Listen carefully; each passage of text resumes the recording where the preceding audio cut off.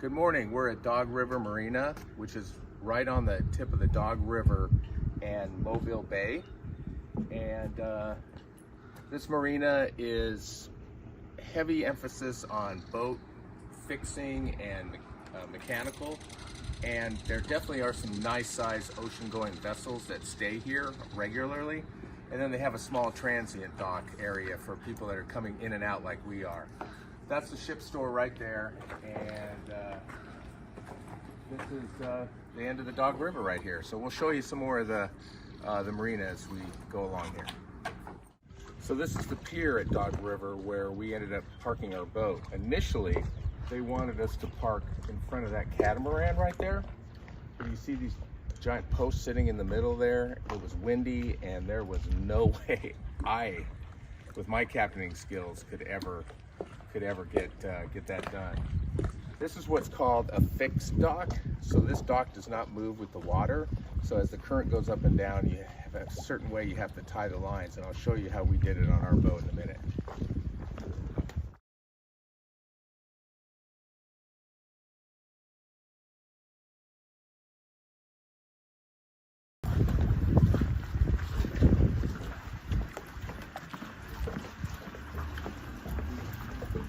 So as I mentioned, on a fixed dock, you have to tie your boat up a certain way because the current goes up and down. Right now the tide's very low, and you can see our gangway right here. Our gangway is very steep.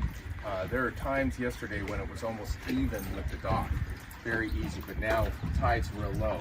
So you can't tie your lines too tight. I tied this one a little tight right now because we're going to be leaving in a little while and wanted to get the boat closer. But if I was staying for a long period of time, I couldn't have it this tight because as the boat goes down, it'll pull too tight. You could lose a cleat, or your boat will get off center. So you also can't use the regular fenders on a dock like this. We use the big mooring or the big fenders, round fenders, or we take our fenders and we turn them sideways so that it will match up against the pole. If not, you put a regular fender down, the boat will come all the way to the wood and will rub up against the wood, which is not good for the rub ramp. So we're going to be here for about another hour or two, and then we plan on heading out to Fairhope. But this is a good example of a working dock and marina in Mobile Bay.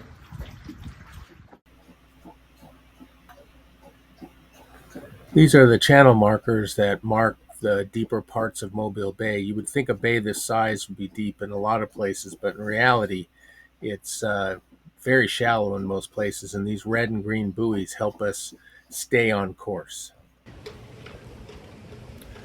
Welcome to Fairhope, Alabama, and Fairhope Docks Marina. We came in yesterday, and it's a bit of an upgrade from Dog River Marina. The facilities are good. Free laundry, which is nice, and all the other stuff that a lot of the marinas have, showers, etc. Had two problems getting in yesterday. One was I plugged in the wrong address for Navionics, and it ended up about a mile down Mobile Bay, and got ourselves in about 1.5 feet of water, so almost ran aground. We were able to get the stern thruster and bow thruster and get out of there, but I got to be a lot more careful in getting my addresses right in Navionics. Second was getting into this marina or to our parking spot. Here, staying afloat, and as you can see, between the poles are about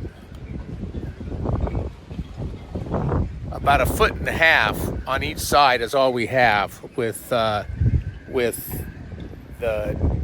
space. So getting into there backing in was good and challenging, but Amy did a great job explaining how I needed to do it and back in. The other part of that parking was this area right here coming in. We had to go in between this area. It's probably about 20 feet across, and with boats sticking out over there, it makes a 90-degree turn to get into here, a 90-degree turn to get out of here, and then another 90-degree backup turn in order to get into our spot. So that was by far and away the most challenging we've had in parking the boat since we've started the loop. But it all worked out fine, and we're enjoying ourselves here. It's going to be stormy for the next several days, so we'll be here until Saturday, until Friday, when the weather's going to change and get nice again, and we'll be able to get out of here. So, welcome to Fairhope, and we're looking forward to exploring the town.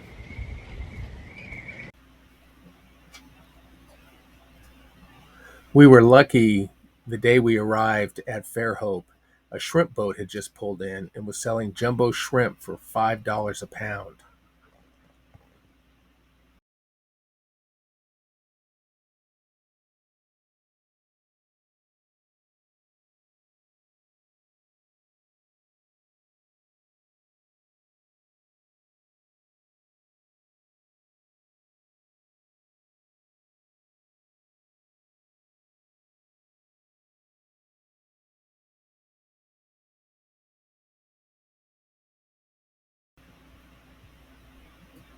That is a lot of shrimp to clean.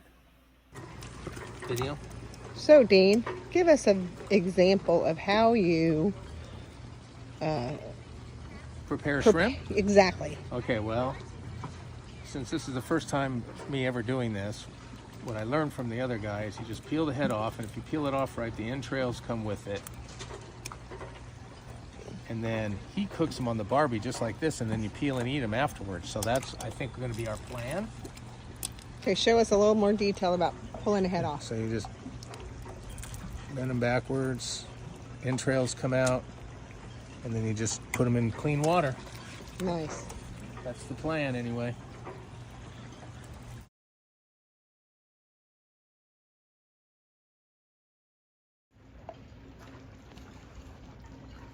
Fairhope Marina at night.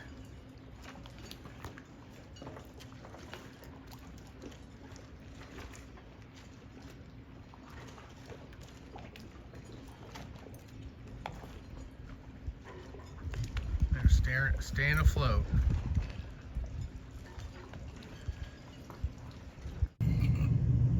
What are you doing? I'm putting the light bulb in. Light bulb in? Yeah, I'm putting the light bulb in. How has it been going? Not well. I burned my finger already. And now all I have to do is get this stupid thing connected. May I offer some advice? Yeah, go ahead. Don't touch a hot light bulb. Wow. Can I offer some advice? No. I'm good. Okay. Okay, there's that. I don't want to break the light bulb. No, you don't. Okay. All right, how'd it go? Well, it's fixed. We actually were able to get the light bulb back in. There were some springs that were challenging, and for rule of thumb, those light bulbs get really hot really fast. So if you need to pull a light bulb out of one of those light fixtures in the future, make sure the light is off and you use a towel. And there it is, all fixed.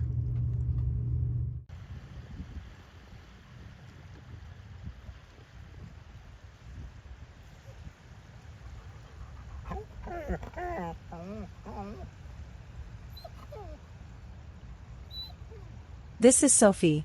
I got to play on the beach and I wanted to go into the water, but Mom and Dad would not let me. Apparently there is no sand allowed in the boat, again boring.